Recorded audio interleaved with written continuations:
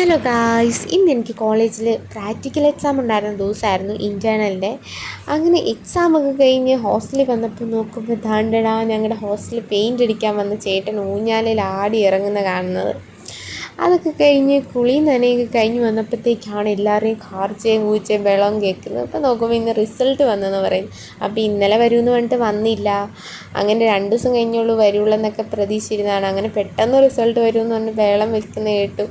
അങ്ങനെ എല്ലാവരും അങ്ങോട്ടും ഇങ്ങോട്ടും ഒക്കെ നടപ്പായി, പലതരം എക്സ്പ്രഷനുകളായി, കരച്ചിലായി. അങ്ങനെ കഴിഞ്ഞ പ്രാവശ്യം എനിക്ക് ഒത്തിരി താമസിച്ചാണ് കിട്ടിയത്. ദൈവാനുഗ്രഹം കൊണ്ട് ഇത്തവണ എനിക്ക് പെട്ടെന്ന് കിട്ടി. അങ്ങനെ ഇപ്പോൾ സമയം രാത്രിയായി. രാത്രി 12 മണി കഴിഞ്ഞാണ് എൻ്റെ ഫ്രണ്ട്സിനൊക്കെ കിട്ടുന്നത്. അതാണ് എല്ലാവരും ഇങ്ങനെ കരഞ്ഞ് തൂവി ഇരിക്കണതും മുഖമൊക്കെ.